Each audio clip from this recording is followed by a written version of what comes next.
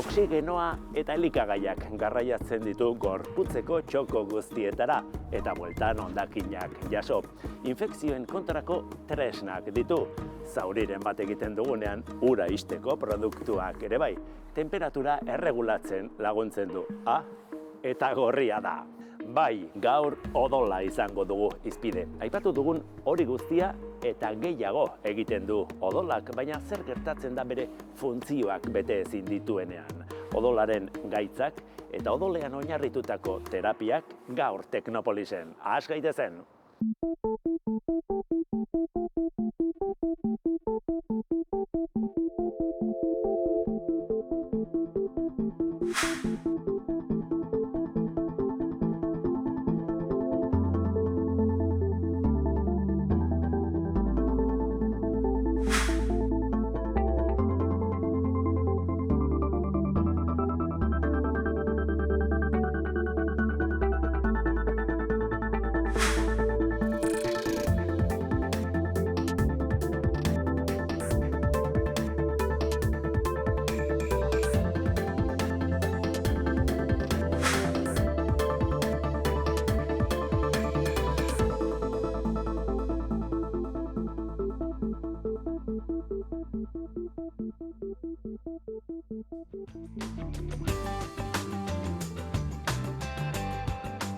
Odola ehun bizia da, bizitzarako oinarrizkoa, ezinbestekoak diren funtzioak betetzen ditu eta.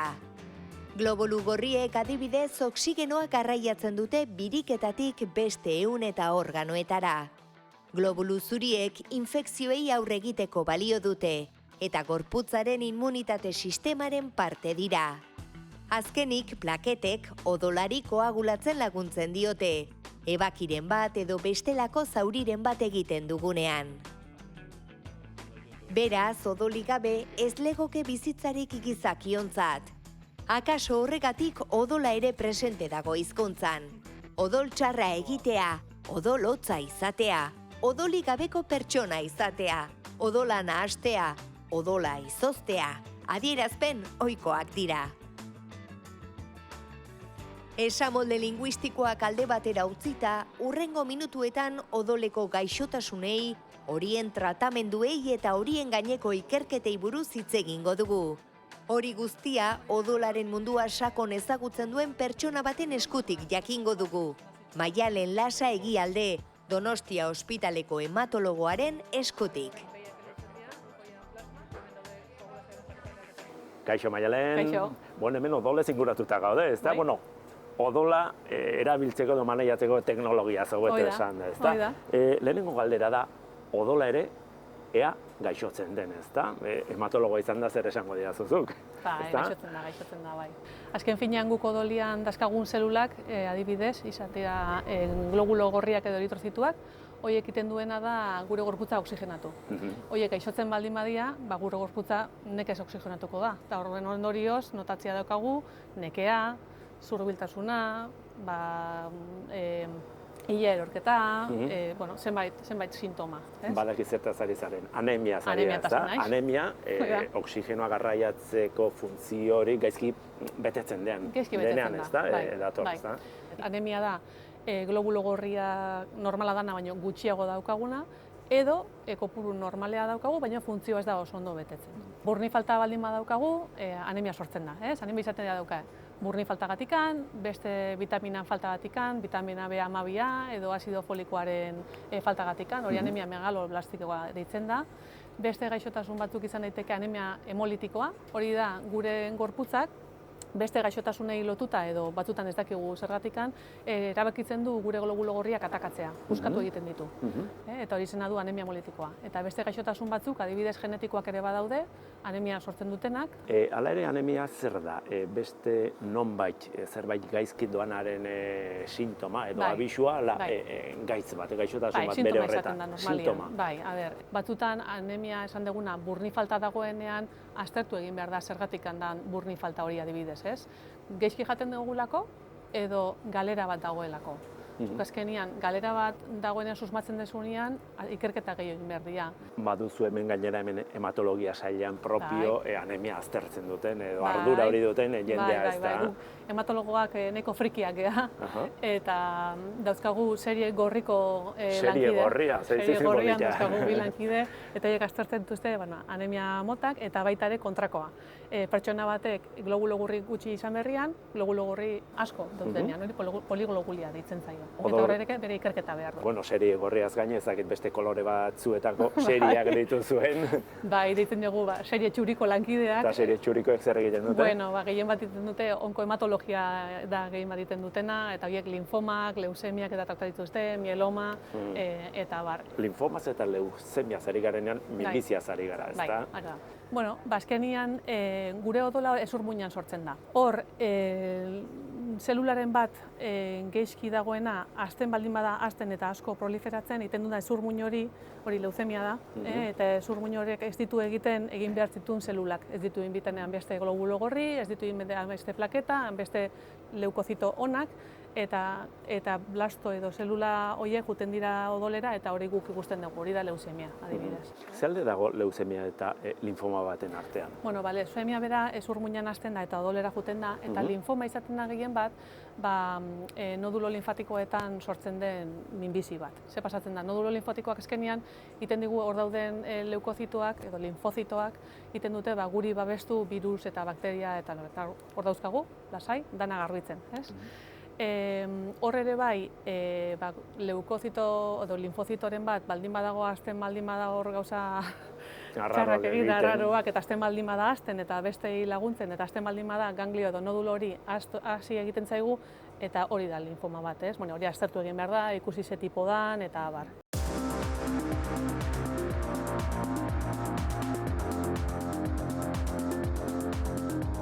Odol urdina existitzen da? Bai.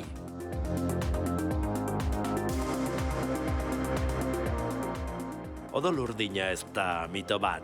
Egia da gizakion odola baita aristokratena ere gorri-gorria dela. Oxigenoa garraiatzeko hemoglobina izeneko proteina baliatzen duelako du kolore hori. Baina zenbait animaliak beste molekula batzuk erabiltzen dituzte, bizi diren egoera eta tokietan eraginkorragoak direlako. Adibidez, ferra karramarroek, araknido batzuek edo olagarroek emozianina erabiltzen dute, burdinaren ordez kobrea duena. Eta proteina hori, urdina da, oxigenoa daramanean. Kolore gehiago ere baditu odolak. Itsasoko anelido batzuena berdea da klorokurruorinagatik, intsektu batzuena horia hemolinfagatik, eta zenbait ornogabena berriz morea, emiretrina duelako. Dena dela, gizakion zainetako odolak urdina ematen badu, argiagatik eta azalaren lodieragatik da. Hau da, efektu optiko bat da.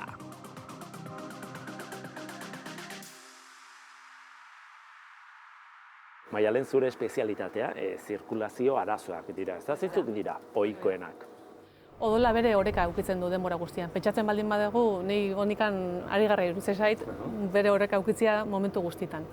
Bueno, ze pasatzen da, guk adibidez, zauri bat egiten dugunean, gorputza konturatu egiten da, hor odoljario txiki badagola, txikia edo handia, eta juten da odoljarri hori tapatzera, ezta? Jartzera bere tapoitxoa, tapoi hemostatikoa ditzen dioguna. Hori lortzeko, koagulazio faktore 13 daude bere erromatarra zenbakiarekin, eta proteina desiente regulatzaileak dianak, zea hori tapoi hemostatiko hori sortzeko. Zuloa tapatzeko. tapatu. Orduan, hori pasatzeko nik beti konsultan esplikatzeten bezala da domino efektu bat sortzen dela. Pieza guztiak baldin badazkagu eta bakoitza bere tamainan baldin badago, batek besteari joko dio, aktibatu egingo dio, eta azkenean dakagun tapoi hori sortzen da. Piezaren bat faltatzen baldin bada, edo bat altuagoa, bestea txikiagoa, edo ez baldin badago bere lekuan, hor azkenean edo tapoi hori ez dago oso ondo sortzen, odoljari hori ez dago oso ondo tapatzen, edo badaka pasatzia odoljari hori, tapoi hori normala dana, baino handiagoa izatia. Eta horrek azkenean egiten duna da, tuberi hori edo zain hori obstruitu edo tromboa egin. Eta izena du gaixotasun horrek, ez da? Hemofilia. Hori da. Efektu hori, zauri hori egiten danean eta ez danean oso ondo tapatzen, arrisku hemorragiko badago. Eta gaixotasunen horietako bat, hemofilia da ezagunena. Eta faktore bat faltatzen da. Eta hori esaten dugu, domino pieza hortan, bat faltatzen baldin bada, nahiko garrantzitsua dena, nekez egingo du bere... Ezin funtzio hori, bete, ez da? Eta kontrareka, badukagu, jendea daukana tendentzi bat, trombosiak egitera, edo ohikoa dana baino gehiago egitera. Eta hori da trombofilia. Arriskutsuak dira, biak ere, ez da? Adibidez, hemofiliaren arriskua biztan da, ezin da odol jario bat... Hori da, badaukate arrisku hemorragikoa. Zorionez, tratamenduak asko aldatu dira gaur egun ere bai, eta guk falta zaien faktorea jartzen diegu, zainetikan jartzen dian tratamenduak dira, beste batzuk azalean ere bai. Horixe da tratamendua. Hori da, falta zaien jartzen diegu. Tromboak ere arriskutsuak, ez da? Ez dakit arriskutsuagoak esan daiteken. Ez dakit nike, baina arriskua daukate. Bai, azkenean tromboa da esan deten bezala, zain baten dagoen, pentsatu etxeko uberiak beti dazkagula, beti baten arazoak emateizkigula, gure zainetan hori pasa daiteke. Adibidez, bakuntza bat egiten digutenean, hor traumatismo bat egiten ari dira gure lankideek, ez da, zirujauak. Eta askotan, bakuntzak eta gero, emango zitela heparina, hori tromboak eta ez eukitzeko. Ze pasatzen da, hori, azkenian, bai ebakuntza batikan, bai repos hori edo ez gehalako asko ibiltzen, dago arrisku trombotiko bat. Eta trombo bat, ohikoena hankean ukitzea da, hankeko zainetan, eta hori tratatzea dago, eta ez daka zein arazorik eman, baina batzutan hori soltatzen baldin bada eta berikara joten baldin bada hori oso arriskutsua izan daiteke. Tromboen tratamendua antikoagulatzaileak dira, ez da, gai hau prestatzen ari ginenean, inguruko guztiek ezagutzen zuten norbait, sintrom famatu hartzen zuena, ez da? Antikoagulatzaile ezagunena behar da. Ez baldin bada gure etxean, ondoko etxean izaten da, edo erosketak itea guazenean, nik hartzen dut, edo nire amonak hartzen zuen, edo...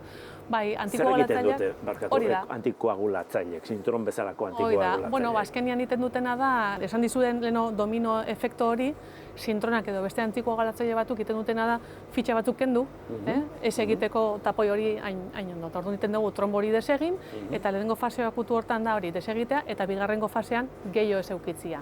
Dago beste fase bat, segun eta nola dagoen gaixo hori esan behar dugu, bueno, ez dakit zergatik eukiezun tromboa, igual luzatu inberkoko tratamentua, edo ez, hori bigarren fasea. Baina lehenengo helburua izaten da trombo deseitea. Hala ere, ez da dirudien bezain simplea, ez da? Horretarako ikus dezagun antikoagulatzaileek nola funtzionatzen duten.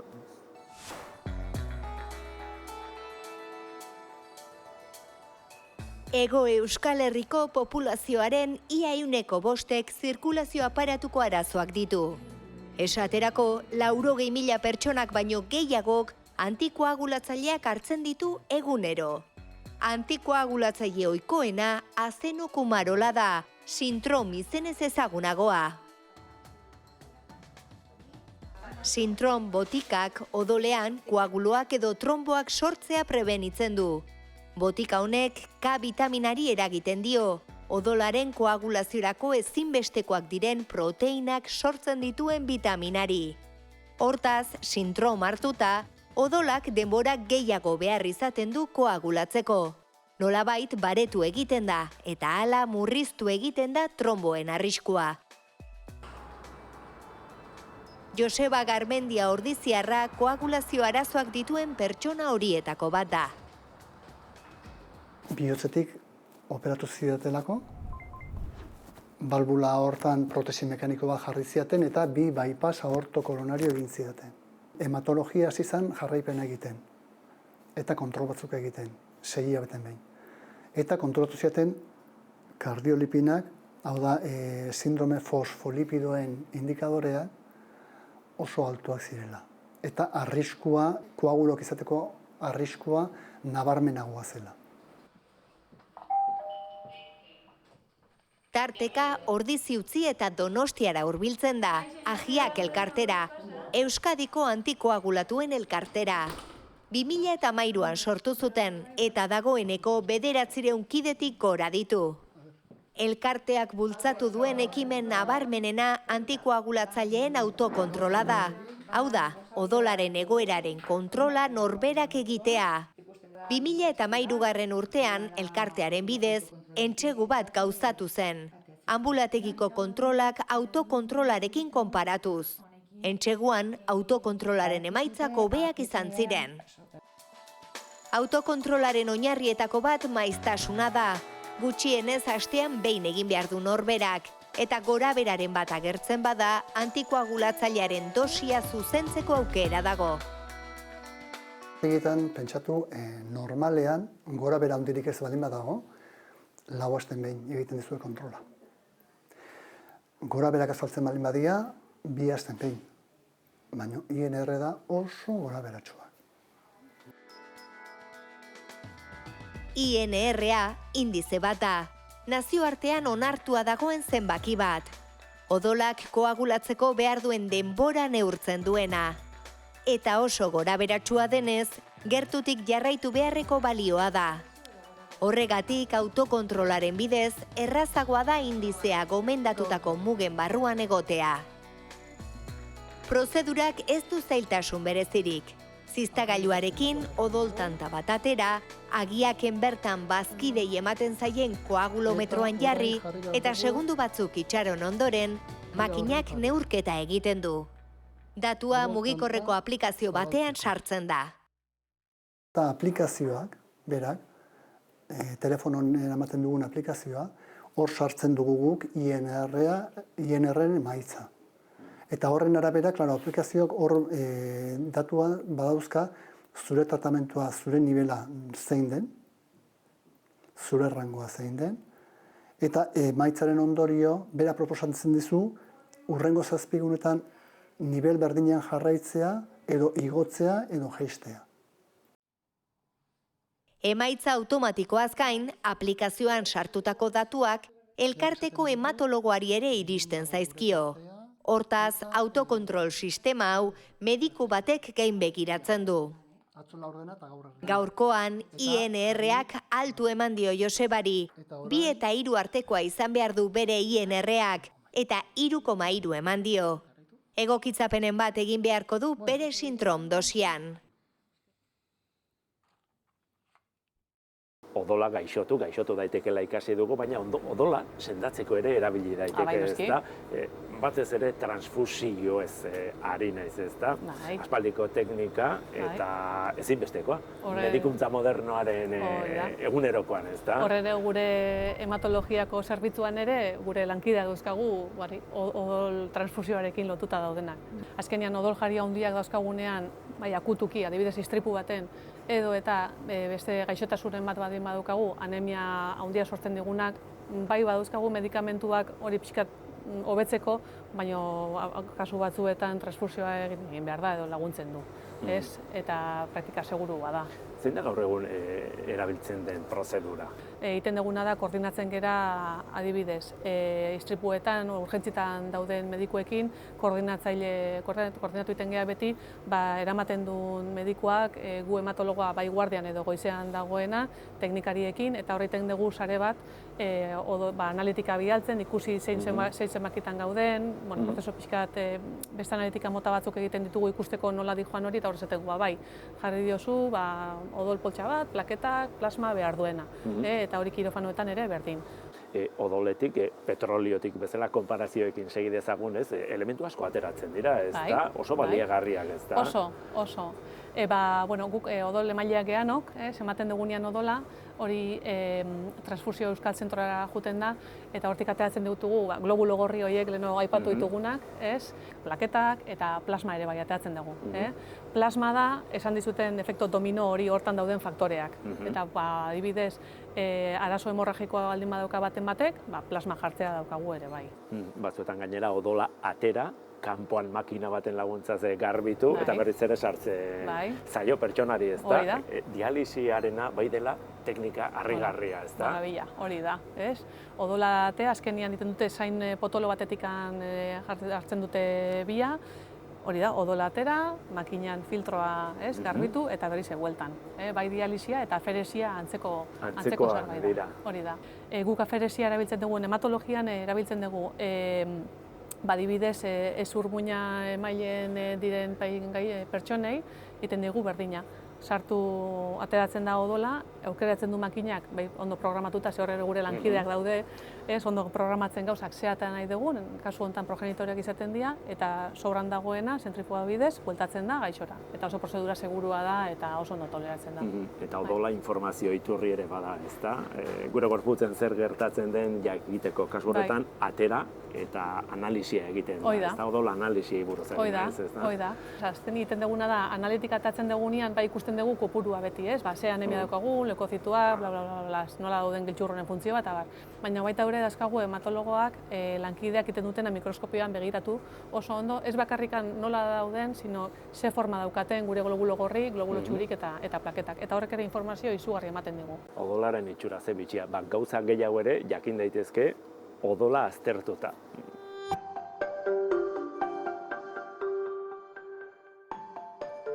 Nori ez diote noizbait odol analisi bat egin. Leukozitoak, plaketa, kolesterola, azido urikoa. Odolaren osagai horien neurketa ohikoa da, eta informazio baliagarria ematen du gure osasun egoerari buruz. Orain, Biogune Ikerketa Zentroak harago joan nahi du, odolean dauden faktore gehiago aztertuz. Batez ere, metabolitoak dira jomukan dituztenak. Hau da, gorputzaren metabolismoak uzten dituen arrastoak. La sangre contiene información de todos los órganos del cuerpo. Es una cosa que está muy Odolak gorputzeko organo guztien informazioa du. Oso produktu homeostatizatua da. Hau da, metabolitoen balioek eta kontzentrazioek gorputzeko organoen arteko orekari buruzko informazio sistemikoa ematen dute. Entonces, normalmente cuando nosotros ya nos hacemos un análisis Odol analisi bat egiten dugunean, informazio hori da lortzen dena. Hainbat organori buruzko parametroak. Pero hay mucho más. Hay muchísima más información. Baina askoz ere gehiago dago odolean. Informazio metaboliko asko dago neurtu daitekeena. Eta organo ezberdinen informazioa ez ezik nolakoak garen esango legukeena. Cómo nosotros somos. Akribea proiektuan odol plasman dauden 200 metabolito ezberdin eta zenbait lipoproteina bituzte aztergai. Helburua da pertsona baten metaboloma, hau da, metabolismoaren adierazpena, patologia jakinekin lotzeko jakintza eskuratzea.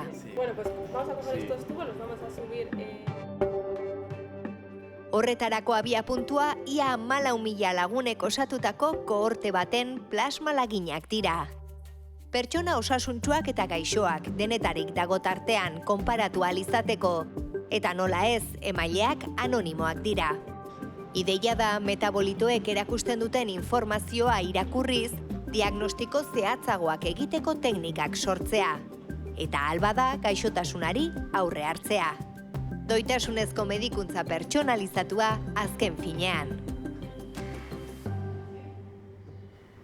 Hay una pequeña revolución en medicina que ahora es... Iraultza txiki bat gertatzen ari da medikuntzan. Ohiko medikuntza gaixotasunaren atzetik doa. Aringarria edo sendagarria baino ez da eta diagnostikoa uniformea da. Lo que nosotros pretendemos ahora es... Guk diagnostiko uniforme hori saihestu eta diagnostiko pertsonalizatuak lortu nahi ditugu. Paziente bakoitzaren ezaugarriak ulertzen saiatu. Y sobre todo, ser predictivo. Eta bereziki metabolismoan dauden aldaketei erreparatu. Gaixotasunari aurrea hartzeko. Antes de que esta suceda. Odol analisi berezi hau egiteko, teknologia berezia behar da. Metabolito bakoitza zehatz identifikatzeko gai dena. Erresonantzia magnetiko nuklearra. Edozein lagin edo molekula organiko jartzen dugu eremu magnetiko batean eta atomoak nolabaiteko erantzuna ematen digute. Eta honen bitartez, espektroak sortu egiten dira. Eta horrela, jakin dezakegu edozein molekula nolakoa den. zein molekula dauden eta zer kantitatetan agertzen diren ezagutzea da azkenean nahi dena. Ikertzaileak bi arlotako patologiatan ari dira lanean. Alde batetik gaixotasun kardiometabolikoetan. Los infartos de miocardio, los accidentes cardiovasculares... Istripu kardiobaskularrak dira gaur egun, heriotza gehien eragiten dutenak. Kontrolatzeko modu nagusia da odoleko triglicerido eta kolesterol mailak neurtzea, baina markagailu horiek ez dira nahiko. Una mejor caracterización de las lipoproteínas. Lipoproteinak hobeto karakterizatzen baditugu, markatzaile fidagarriagoak lortuko genituzke. Populazioak duen arrisku aurreikusteko. Eta zenbat eta gehiago sakondu arrisku horren ezagutzan, orduan eta hurbilago egongo gara bihotzekoak aurreikustetik.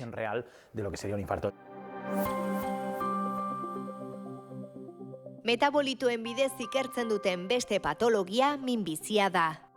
Printzipioa bera da. Odolak gorputzeko organo guztiekin hitz egiten du, eta elkarrizketa horren emaitza da metaboloma zehatz bat. Hau da, metabolismoaren adierazpena momentu jakin batean. Odolak minbiziarekin ere hitz egiten du eta arrastua uzten du elkarrekintza horrek. Arrastori irakurri eta zer esan nahi duen jakitea da kontua, eta horixe da orain biogunen lantzen ari direna.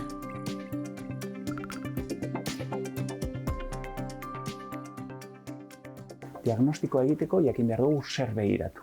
Minbizia daukan pertsona batek eta ez daukanak odolean 200 parametro hauek ezberdinak dira, tratamenduaren arabera aldatzen dira, bizimoduaren arabera aldatzen dira, eta horrekin saiatu biomarkatzaile edo markatzaile berriak definitzen klinikan aplikatzeko. Seguruenik etorkizunean izango dugu honelako panel bat. 500 aldaketa neurtu ditzakegunak eta horien arabera definitzea minbizi bat egon daiteken ala ez. Yo creo que esto Etorkizuneko odol analisiaren prototipoa da hau. Oraindik ez, balioztatu gabe dagoelako. Baina, egungo odol analisiaren informazio guztia du. Kolesterola, kreatina, gauza bera. Baina, askoz informazio gehiago lortzeko gai gara gu.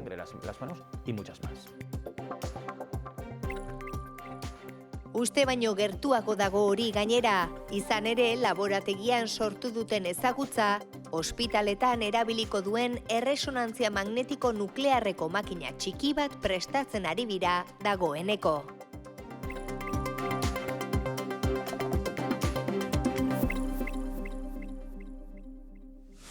Transfusioak, dialisia, antikoagulatzaileak, aspaldiko teknikak, aspaldiko ezagunak ditugu, ezta? Baina etorkizunera begiratu dezagun, ezta? Zer berritasun etorriko zaigu odolaren erabileraren arlo honetan? Bueno, lehen etorkizuna zen oraina da, hemen adibidez terapia genikoa dakoago egitea, baita ere terapia zelularra, karti terapia zelularrarekin, hori hemen Donostia ospitalean eskuragarri dugun terapia bada, eta zorionez gaixo dexente tratatu ditugu eta ondo juntzaie. Iten dena da, aferesi makinarekin lagunduta, gaixoari kentzen zaizkio linfozito batzuk, genetikoki editatzen dira, eta bueltan etortzen dira gero, behaiek rekontzitzeko eta atakatzeko zelula tumorala. Minbiziari aurre egiteko, eta entrenatu egiten dira. Leheno, etorkizuna sana, oain hemen daukagu eskuragarri. Eta hemen egiten da Donostia ospitalean. Osakidetzan, ez da? Osakidetzan, bai. Zer ikerketa lerro dituzu hemen hematologia sail honetan? Zurmuinarekin ere desente egiten ari gara denon artean ere bai, baita ere estudio genetikoa, gero eta gehiago sakonagoak ikusteko baldeukagun diana gehiago baita ere tratamenduari begira, gehien bat horiek. Hala ere, odol sintetikoa aspaldiko ametsa da, ez da, odola sortu, ez dakit utxetik ez dakit, baina odola ordezkatuko duen zerbait likidoren bat. Gertu gaude, bai, baina gertu gaude ala urruti gaude. Ez dakit, nik uste urruti gaudela. Urruti gaude. Bueno, ez dakit, egia esateko nik, beste ospitale ematen egin duen lana, eta hor, ontzian erabiltzekotan sintetikoa eta hainbat proiektu zeuden, baina ez dakit zergatik ez dian aurrera atera. Seguraski oraindik ere bai odole maila asko dauzkagulago eta horrei esker ere bai, erabilerak dauzkagulako. Etortzen baldin bada momentu bat, ez daukagu emailerik, orduan igual beste egoeran bat egongo geran, baina oraingoz Baina beratxa da odola, ezingo dugula ordezkatu, eta horregatik beharrezkoak dira odole mailak, ezta? Bai, eskerrik asko odole maile guztia imanean nien, eta baita ere animatu odola ematea ze praktika seguru bada, ez dakigu zenek beharko duen bihar edo etzi, igual gure etxeko batek. Zuek. Noski, eta bizitzak salbatzen ditu. Eta gaina usten dut konpromesua dela ere bai. Ez du zer kostatzen eta asko balio du. Ederki, mezu horrekin bukatuko dugu, mezu positiboa, ezin positiboagoa. Eskerrik asko, Maialen. Bai, zuei.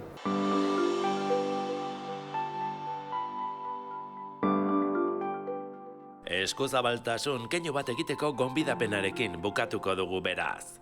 18 eta 70 urte bitartean badituzu, 50 kilo baino gehiago pixatzen baduzu eta osasuntsu bazaude, odola emateko aukera duzu. Urtean 3 emakumezkoa bazara eta 4 gizonezkoa bazara. Animatzen bazara, oraintxe pantailan agertzen diren helbidetan aurkituko duzu, non eta nola egin doaintza. Gaurko saioak odolaren balio izugarriaz kontzientzia sortu badizu, eman bestei beldurrik gabe, aste gutxiren buruan berrituko zaizu eta. Agur!